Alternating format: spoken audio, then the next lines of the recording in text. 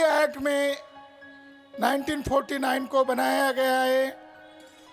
धारा नंबर 2 में यह लिखा हुआ है कि महंत ब्राह्मण, शैववादी महंत ब्राह्मण वांशिक आधार पर पीढ़ीजात मेंबर रहेगा।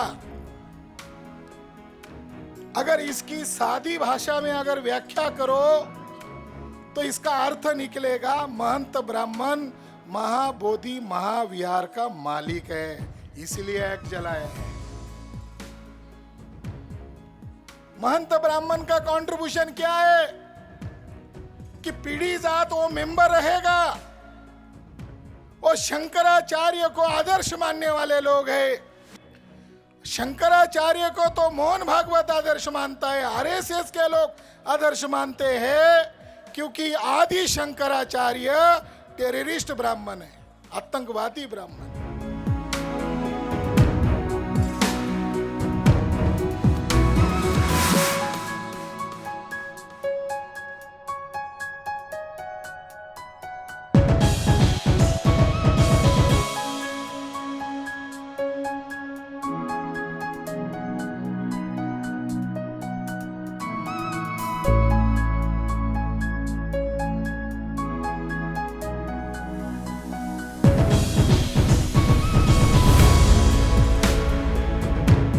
साथियों, जिस बीटी एक्ट का बोध गया में विरोध हो रहा है वो काला कानून है, और उस काले कानून को पूरे भारत भर में जलाना चाहिए।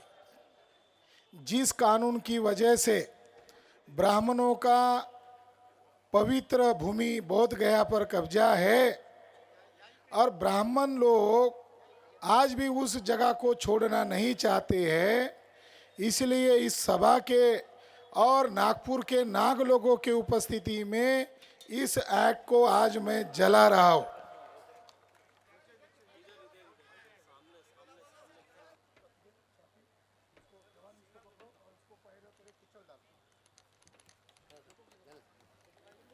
तो अभी मैंने वो जो कानून जलाया, अब उसका मतलब बताता हूं वो कानून क्या कहता है। क्योंकि कालचक्र मैदान में पिछली बार पुलिस अधिकारी थे, कलेक्टर के लोग थे, तो मैंने कहा कि हम बोध गया को आज़ाद करना चाहते हैं, और आज़ाद करने के लिए एक तो कोर्ट में जाना पड़ेगा, और कोर्ट में हमारी कोई सुनवाई होने वाली नहीं है। तो अगर मैं ये एक्ट जलाता हूँ और बिहार का कलेक्टर मेरे ऊपर अगर एफआईआर करता है तो कोर्ट में जाने का दरवाजा अपने आप खुल जाएगा, कोर्ट में तो जाना ही है। ऐसा कह के मैंने जला दिया था। तो उनको लगा रही है तो बहुत सारे सबूतों को लेकर घूमता है, ये तो खतरनाक मामला है और वहाँ जवाब नहीं दे पाएंगे, तो उन्होंने कुछ किया नहीं। तो आज नागपुर में जलाया। प्राचा साहब को कहा अगर मैंने जलाया तो क्या होगा, तो उन्होंने कहा हम लोग किस लिए हैं, हमारा समाज किस लिए है।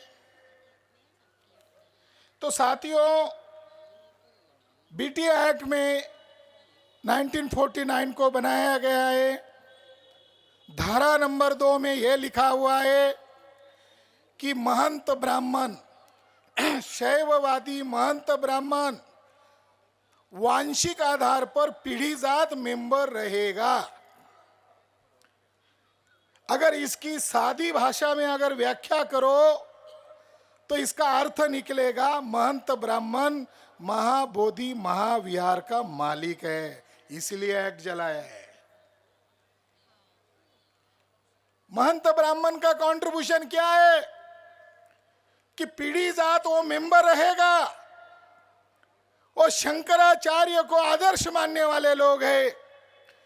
शंकराचार्य को तो मोहन भागवत आदर्श मानता है, आरएसएस के लोग आदर्श मानते हैं, क्योंकि आदि शंकराचार्य टेररिस्ट ब्राह्मण है, आतंकवादी ब्राह्मण।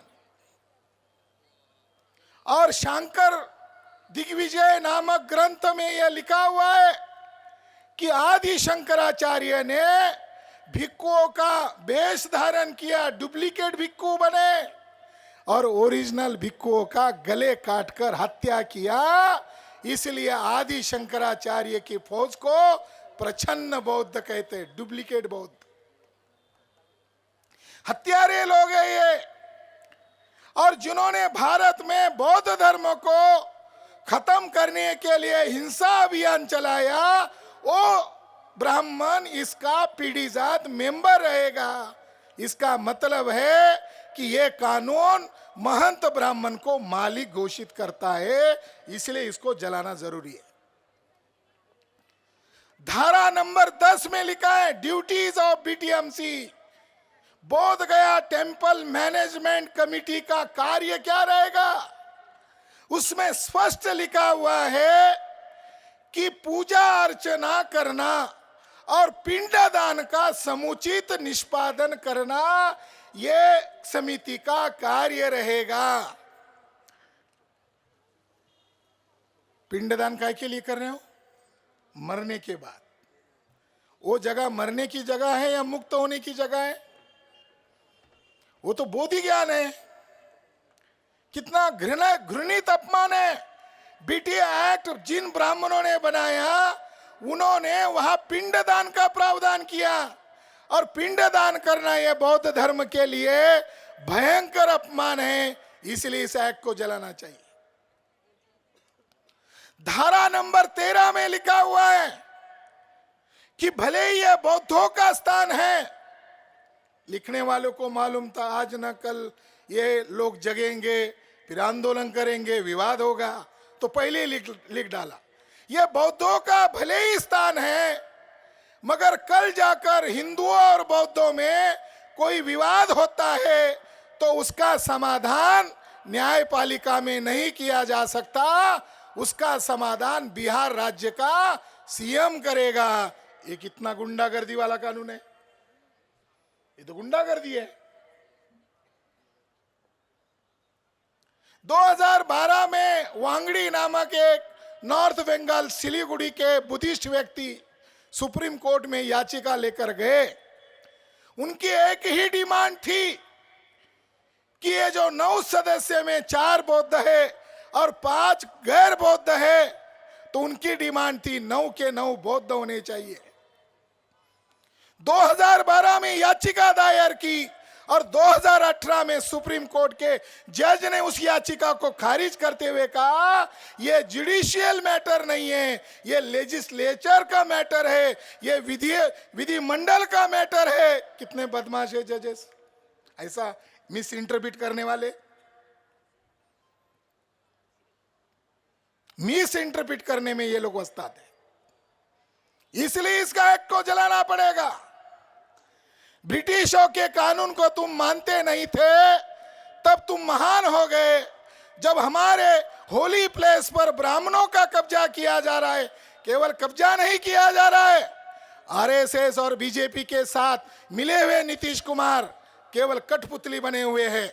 और वहां का जो गवर्नर था, अभी केरला गया है, उसके ऊपर राष्ट्रद्रोह का मुकदमा दर्ज करना चाहिए। जो वहां का गवर्नर था अभी भी जिंदा है, जिसका नाम आर्लेकर है, गोवा का चितपावन ब्राह्मण है, ओरिजिनल आरएसएस का वर्कर है, उसको गोवा राज्य का गवर्नर बनाया। और उसने इंद्रेश कुमार की मौजूदगी में ये कहा ये बोध गया बुद्ध स्थली नहीं है, ये शिव मंदिर है।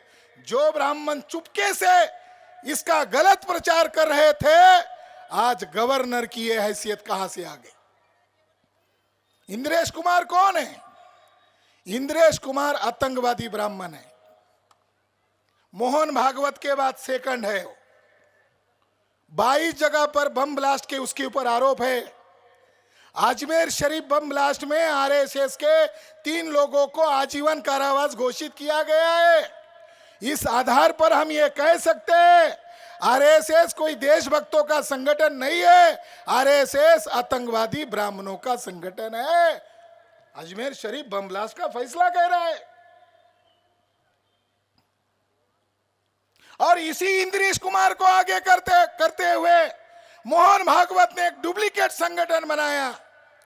भारतीय बौद्ध संघ आरएसएस का, उसका मार्गदर्शक इंद्रेश कुमार वहां कुंभ मेला में चेयर पर बैठा हुआ है। कई किराए से लाए होंगे भिक्खू या उन्हीं के लोग भिक्खू के पोशाक में होंगे, फूल डाल रहे। देखो हमारे आदरणीय भिक्खू ऐसा कर रहे। इंद्रेश कुमार गुजरात का कार्यकर्ता है, उसको भिक्खू बनाया और भिक्खू बनाकर क्या उसने प्रचार किया, उसका नाम रखा डुप्लीकेट नाम, संघ प्रिय राहुल। हमारे एक भंती जी कह रहे थे कि मुसलमान से हमारा कोई नाता नहीं है, हमें अपनी लड़ाई लड़नी चाहिए। वो भिक्खू बन के क्या बोल रहा है एक वीडियो कि हिंदू राष्ट्र में बौद्धों का फायदा होने वाला है। ये वीडियो गैर बुद्धिस्ट देख रहे हैं, मुसलमान देख रहे हैं और मुसलमानों में भ्रम पैदा हो रहा है। ये भिक्खू का पोशाक पहने वाला आदमी शायद हिंदू राष्ट्र बनाने में मदद कर रहा है। गलतफहमी को दूर करना चाहिए। तो ये एक्ट को जलाना चाहिए और भविष्य में इसको गांव गांव में जिले जिले में जलाया जाएगा। हमारी डिमांड है रद्द करो। हमने चरणबद्ध आंदोलन घोषित किए। 28 फरवरी को ज्ञापन आंदोलन दिया महामहिम राष्ट्रपति महोदया के नाम पर। 6 मार्च को धरना आंदोलन किया और तीसरे चरण में 12 मार्च को रैली प्रदर्शन किया। तो अभी भी रैली प्रदर्शन पर ही हमारे लोगों की सुई अटकी हुई है, अभी भी रैली ही चल रही है। अब लोग कह रहे हैं आगे क्या करना चाहिए। हम लोग वहां भूखे पैसे बैठे हुए, हमारे आदरणीय भिक्खू परेशान हैं, उनको गालियां दी जा रही है, उनको धमकाया जा रहा है, मगर वो महाबोधि महाविहार के लिए डटे हुए हैं। आपको आश्चर्य लगेगा वहां जो भिक्खू बैठे हुए हैं उन्होंने एफिडेविट लिख के दिया है, अगर हम मर भी गए तो हमारे परिवार वाले लोग या आंदोलनकर्ताओं के प्रमुख लोगों पर ब्लेम नहीं लगाए। ये लिख के दिया उन्होंने हमें एफिडेविट करके। तो अब क्या करना चाहिए, इसका फैसला करने के लिए हम नागपुर में ये सभा का आयोजन किया है। अब क्या करें, अब आगे आगे क्या किया जाएगा। हम संविधान को मानने वाले लोग हैं, हम संविधान के दायरे में रहकर लड़ाई लड़ने वाले लोग हैं, मगर हमारा दुश्मन संविधान को मानने वाला नहीं है, डॉक्टर बाबा साहब अंबेडकर को मानने वाला नहीं है। ऐसे दुश्मनों के साथ हमारी लड़ाई चल रही है। आदरणीय विनयाचार्य बंते जी ने कहा कि आने वाली 12 मई को जिस दिन शाक्य मुनि तथागत भगवान बुद्ध की जयंती है, उस दिन तो लोग जाते ही है, मगर ये नेशनल कॉल किया जा रहा है। ये केवल नागपुर के लोगों को कॉल नहीं किया जा रहा है, ये समस्त भारतीय लोगों को, बहुजन लोगों को कॉल किया जा रहा है कि 12 तारीख का रिजर्वेशन करो और चलो बोध गया। अभी हमें वहां शक्ति प्रदर्शन करना होगा। अब हम अगले चरण की मैं घोषणा कर रहा हूं। आने वाले 15 अप्रैल के दिन, 14 अप्रैल होने के पश्चात नेक्स्ट डे काली फीत लगाकर घर, मोहल्ले, विहार, चौक, चौराहे पर निषेध आंदोलन करना है। उसके वीडियोग्राफ बनाने हैं, उसके फोटोग्राफ बनाना है और इसको देशव्यापी लेवल पर बिहार सरकार का और केंद्र सरकार का काली फीत लगाकर निषेध आंदोलन करना है। लोकतंत्र के दायरे में कर रहे हैं। ये 15 अप्रैल को होगा और 30 मई को, आने वाली 30 मई को भारत बंद करेंगे।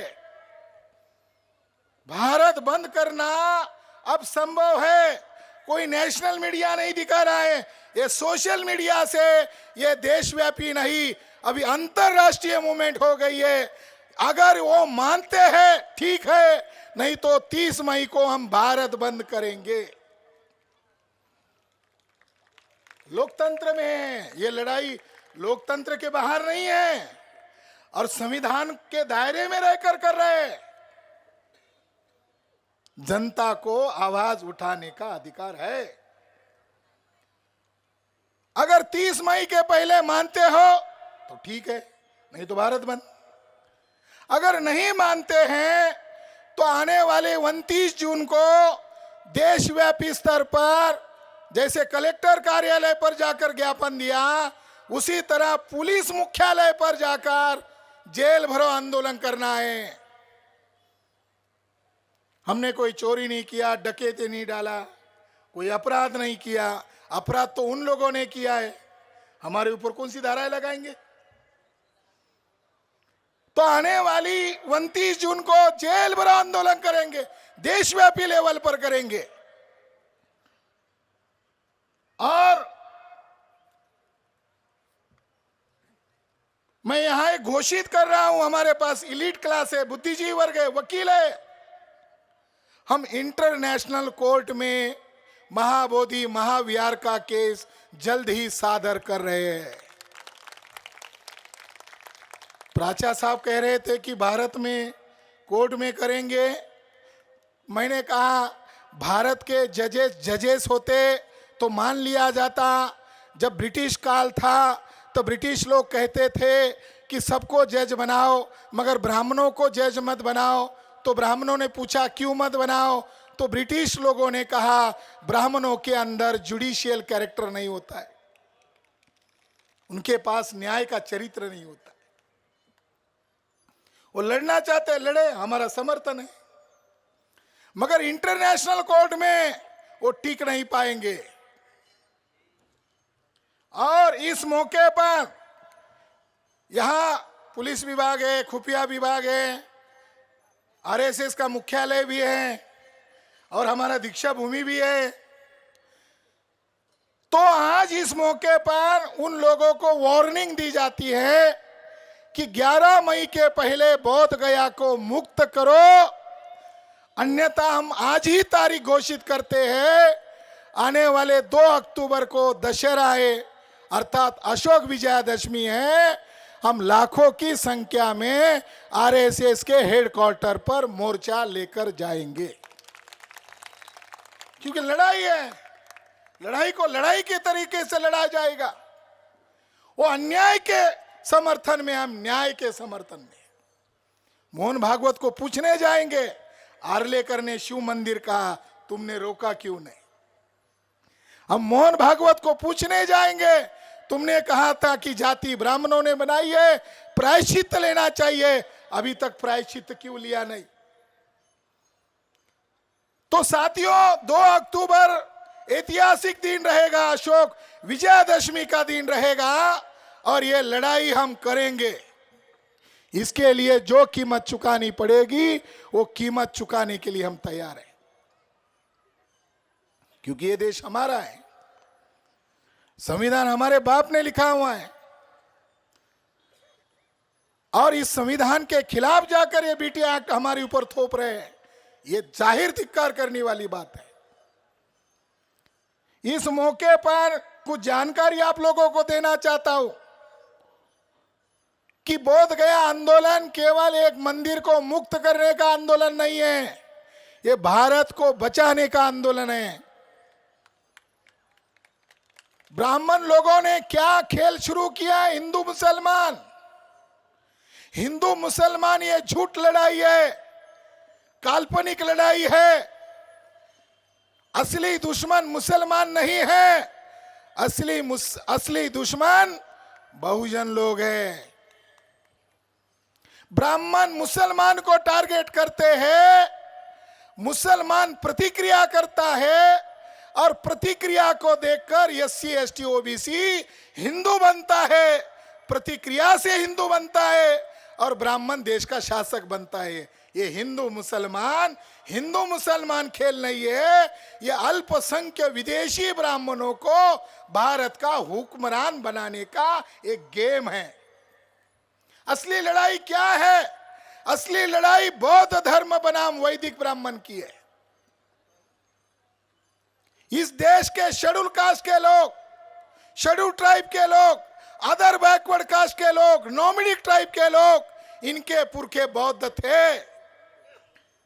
इनको जगाने के लिए बाबा साहब अंबेडकर ने नागपुर में धर्मांतर किया और ये कहा कि ये महारों का धर्म है इसीलिए महारों को दे रहा हो, ऐसा नहीं कहा। ये कहा ये नाग लोगों का धर्म है, ये नागपुर उसकी निशानी है, या नाग नदी बहती है। और नाग लोग जो है ये बहुजन लोग हैं जिनको 6,500 जातियों के टुकड़े में इन विदेशी ब्राह्मणों ने तोड़ा है। इन नाग लोगों को धर्म की दीक्षा दिया, ये नाग लोगों का धर्म है।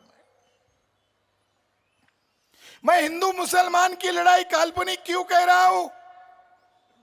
2019 में अयोध्या का फैसला हुआ, जिस जज ने फैसला सुनाया उस जज का नाम है जस्टिस रंजन गोगोई। जस्टिस रंजन गोगोई के ऊपर एक महिला ने सेक्सुअल हरासमेंट का आरोप लगाया। स्वर न्यायाधीश के ऊपर सुप्रीम कोर्ट में एक महिला ने गंभीर आरोप लगाया, जांच बिठाई। जस्टिस बोबड़े खानदानी आरएसएस का वर्कर, कोर्ट यहां कोर्ट है नागपुर में, उसके दादा का पुतला भी है वहां, देखो जस्ट वकील थे। बोबड़े ने गोगोई की जांच की, पटनायक ने उस महिला की जांच की। अभी तक पता नहीं चल रहा है कौन दोषी है। पटनायक ने महिला को निर्दोष घोषित किया, बोबड़े ने गोगोई को निर्दोष घोषित किया। अभी कुछ पिछले माह एक पत्रकार ने कहा अरे वो जांच का क्या हुआ, तो गोगोई ने कहा मेरा भारतीय न्यायपालिका पर विश्वास ही नहीं है, मैं वहां जाऊंगा ही नहीं। बचने के लिए ब्लैकमेल किया मोहन भागवत ने, आरएसएस के चीफ ने, जो रजिस्टर्ड संस्था नहीं है, उसका कोई ऑडिट होता नहीं है, उसको Z+ सुरक्षा है। इस व्यक्ति ने भारत के सर न्यायाधीश का ब्लैकमेल किया और ब्लैकमेल में कहा आपको हम शुद्ध चरित्र का सर्टिफिकेट देते हैं, बदले में हमको जैसा फैसला चाहिए वैसा दो और इसका बख्शीश तुम्हें राज्यसभा का सीट देंगे। वैसा ही हुआ और उन 5 जजेस ने 1250 पेज का जो जजमेंट दिया, आखिरी लाइन में लिखा आस्था और श्रद्धा के बुनियाद पर राम का जन्म बाबरी मस्जिद के बीचों बीच हुआ। ये लड़ाई क्यों लड़ रहे हैं हम महाबोधि की? साकेत से सबक लिया है। जजेस ने कहा आस्था और श्रद्धा के बुनियाद पर बख्शीश मिला रंजन गोगोई को। और अब मुझे लग रहा है कि जो जस्टिस चंद्रचूड़ थे उनका भी सेटिंग हुआ, उनके साथ भी समझौता हुआ। बाद में उनको, बोबड़े के बाद उनको सर न्यायाधीश बनाया। और चंद्रचूड़ भी कितने महान ब्राह्मण है, उनको जज रहना चाहिए था, उनको अपनी सीमा में रहना चाहिए था। इस देश में लोकतंत्र की तौहीन गोगोई, चंद्रचूड़ और बोबड़े के द्वारा जितनी की गई है भारत में किसी लोगों ने नहीं किया है। चंद्रचूड़ महाशय स्वर न्यायाधीश, पेशवा ब्राह्मण की औलाद, पुणे में गए और पुणे में जाकर कहा रात को मेरी श्री राम प्रभु के साथ मीटिंग होती थी, कभी आधा घंटा चलती थी, कभी 2-2 घंटा चलती थी और फिर सवेरे कोर्ट में आता था और कोर्ट में रात को राम ने मुझे जो बताया वही मैं ऑर्डर देता था। कितने महान जज है भारत के न्यायपालिका पर कलंक लगाने वाले, कितने महान जज होंगे। ऐसा होता है? ऐसा होगा क्या? इसको न्यायपालिका माना जाएगा? विवादित जगह है 2.77 एकड़, 2.25 एकड़ जगह। लॉकडाउन में सारे काम बंद थे, वहां के मूल विहार को जेसीबी के द्वारा तोड़ा गया, आज राम मंदिर बना रहे। मुसलमानों को 5 एकड़ जगह दी, मुसलमान चुप हो गए। मुसलमान को चुप नहीं होना चाहिए था, हो गए, मगर हम चुप नहीं होने वाले। वो जो जगह है, फैसला आते ही 2.77 एकड़ का फैसला नहीं सुनाया, राम मंदिर ट्रस्ट बनाने का आदेश दिया और राम मंदिर ट्रस्ट को 77 एकड़ जगह घोषित किया। 2024 दिसंबर के आखिर तक 109 एकड़ जगह घोषित हो गया। उस 109 एकड़ में राम मंदिर के बाउंड्री के अंदर और बाउंड्री को लगे हुए 4 अशोक राजा के स्तूपाज है, और उसमें से एक स्तूपा के अंदर शाक्य मुनि तथागत बुद्ध के शरीर के अवशेष है। वो आज राम मंदिर ट्रस्ट वाले उसको तोड़ना चाहते हैं। वो जगह प्रोटेक्टेड मॉन्यूमेंट्स है, संरक्षित है, वहां बोर्ड लगा हुआ है भारतीय पुरातत्व विभाग का।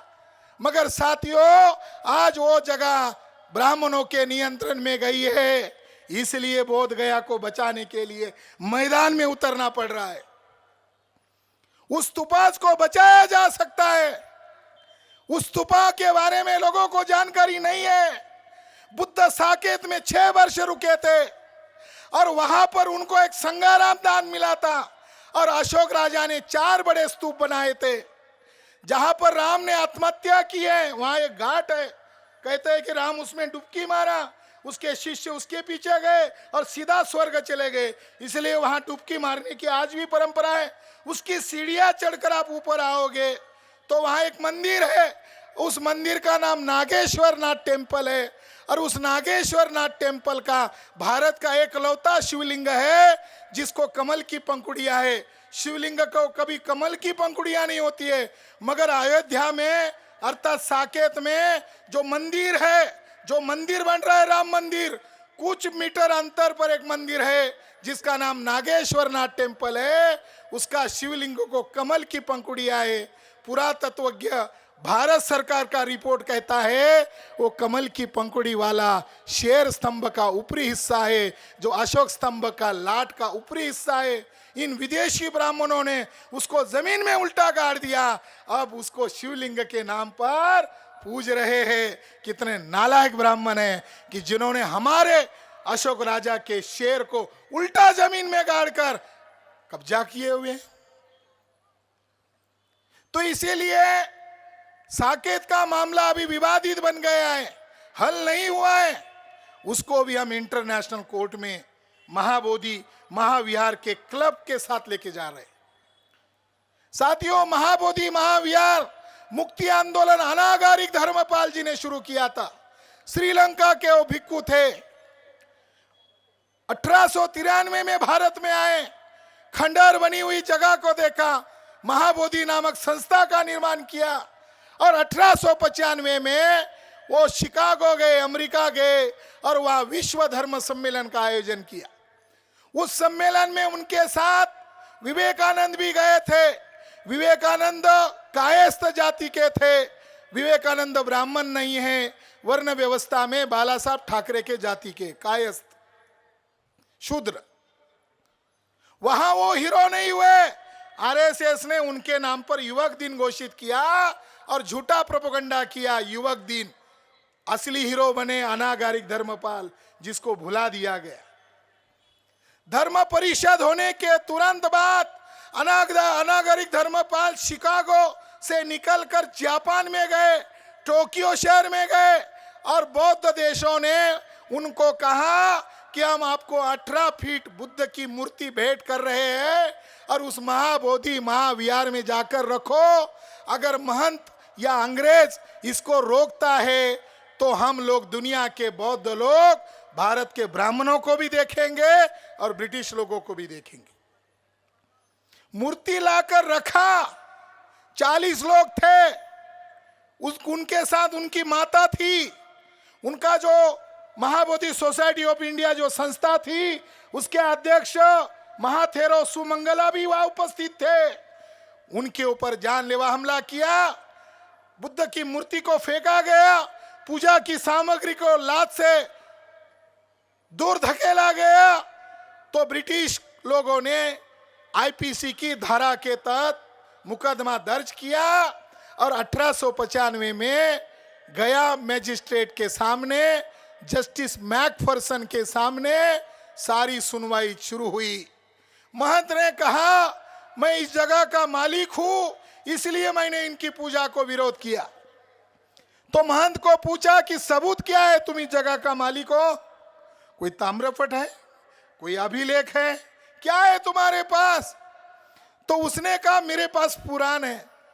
और हमारे पुराण में कहा है कि सिद्धार्थ बुद्ध का हमारे साथ कोई संबंध नहीं है, जो सिद्धोधन का पुत्र है उसके साथ हमारा कोई संबंध नहीं है, हमारा संबंध विष्णु का जो अवतार बुद्ध है उसके साथ हमारा संबंध है। मैकफरसन ने कहा तो तुम्हारे ग्रंथों में उस बुद्ध की तारीफ की है, गालियां दी है?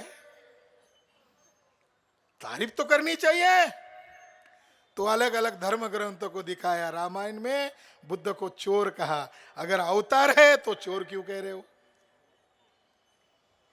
ब्रह्मांड पुराण की कॉपी दिखाई गई कोर्ट के चेंबर में, और उसको पढ़ने को कहा तो उसमें लिखा हुआ था कि किसी भी ब्राह्मण को बुद्धालय यानी बुद्ध विहार नहीं जाना चाहिए, बुद्ध के मूर्ति का चेहरा देखना नहीं चाहिए, अगर गलती से भी देख लिया तो उसका अगला जन्म जो है जानवर के रूप में होगा, गधे के रूप में होगा, लिखा हुआ है।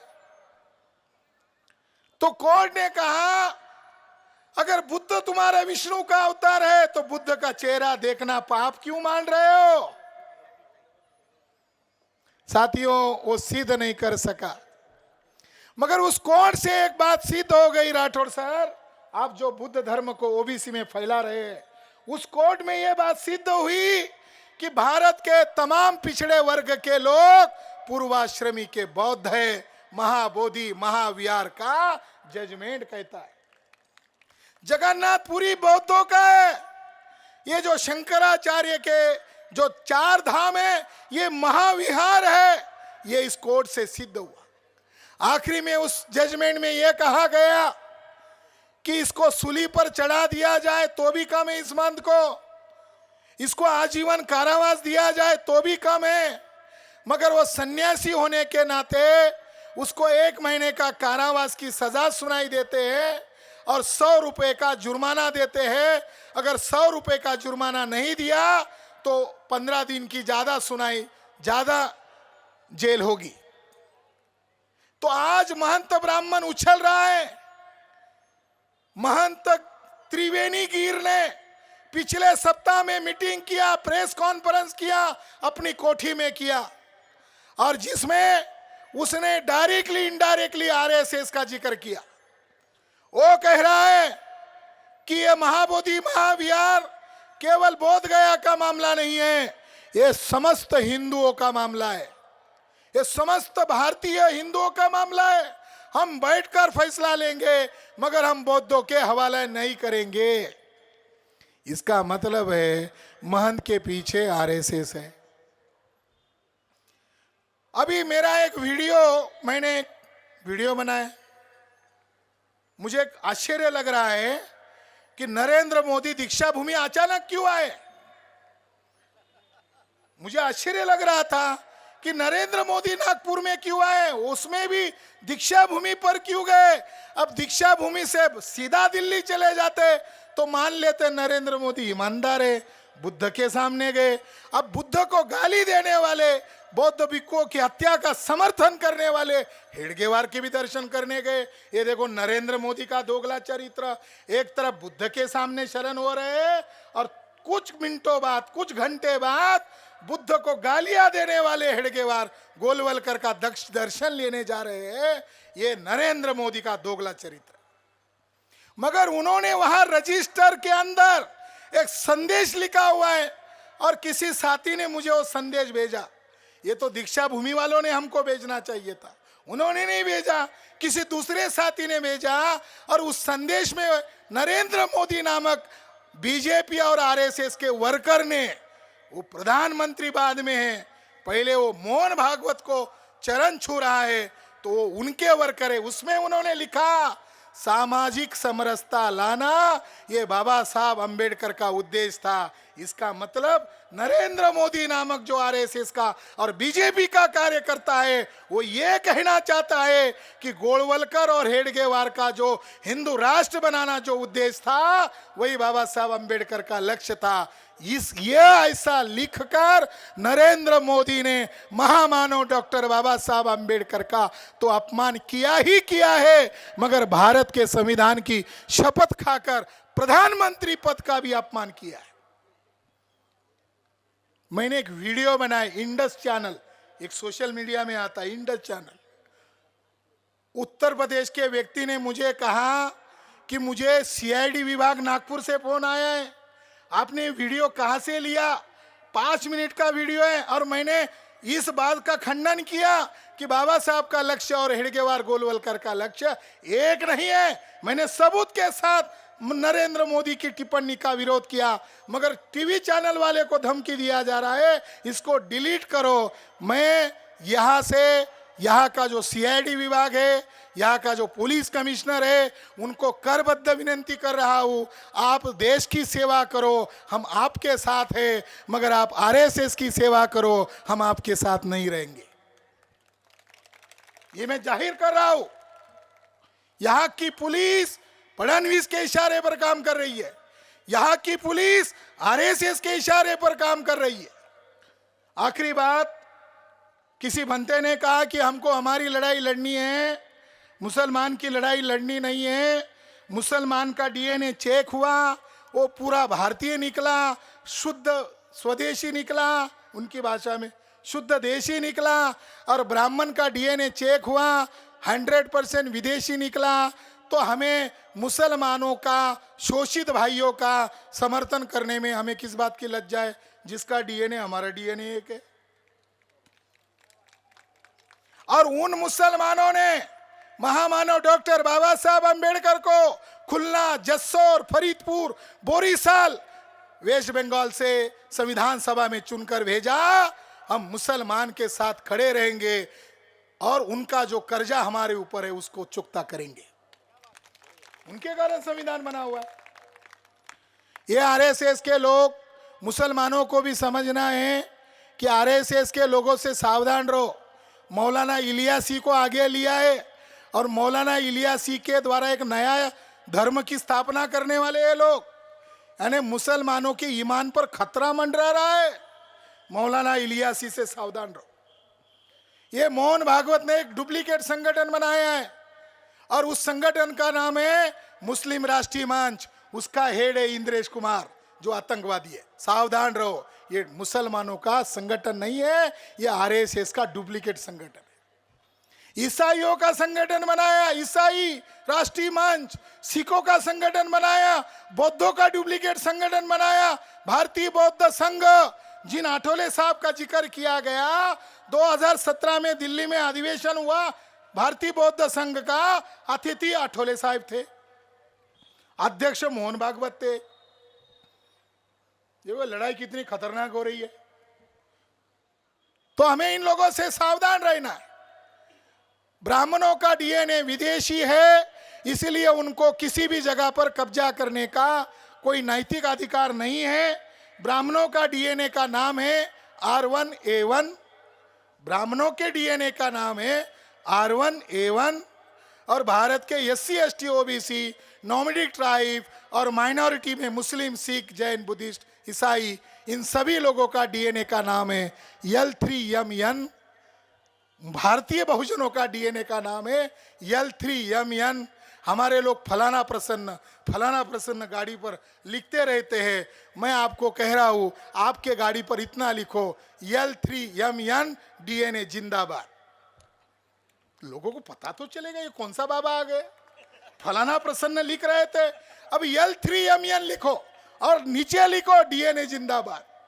तो डीएनए के आधार पर ब्राह्मण विदेशी है, तो महाबोधि छोड़ो, भारत के इंच भर जमीन पर भी उनको अधिकार दिखाने का नैतिक अधिकार नहीं है।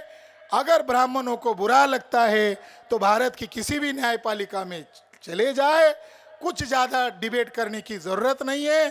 2 बूंद मेरा निकाला जाए और 2 बूंद मोहन भागवत का निकाला जाए, दूध का दूध, पानी का पानी हो जाएगा। मगर वो इससे डरते हैं, डीएनए के आधार पर ब्राह्मण विदेशी है और तमाम बहुजन लोग भारत के मूल निवासी है, नागवंशी है। बाबा साहब इनको नागवंशी कहते हैं। तो नागवंशियों की धरती से हम ऐलान कर रहे हैं, आने वाली 2 अक्टूबर को आरएसएस के हेडक्वार्टर पर शांति मार्च निकालेंगे और कुछ सवाल है मोहन भागवत को पूछने लायक है वो वहाँ पूछेंगे। आपने मेरी बात ध्यान से सुनी, इसके लिए आभार और धन्यवाद। और नागपुर के सभी समाज बांधवों का मैं हृदय से ऋणी हूँ कि ये कार्यक्रम न हो, इसके लिए कई लोगों को काम पर लगाया था। कुछ लोग भेष बदलकर काउंटर में कार्यक्रम कर रहे, अभी सप्ताह पहले कार्यक्रम लगाया। ये कार्यक्रम तो महीने भर पहले था और एक बनते हर्ष बोधी है उसको बुलाकर कार्यक्रम कर रहे थे, और 2 महीने पहले हर्ष बोधी हमारे आदरणीय भिक्खु है मगर गडकरी को लेकर महाबोधि महाविहार में जाकर सत्कार करवाया। साथियों, अपने और पराये को समझना होगा और ऐसे भटके हुए लोगों को मार्गदर्शन करके सही रास्ते पर लाना होगा। जो चरणबद्ध आंदोलन है इसको आगे चलाना है। नमो बुद्धाय, जय भीम।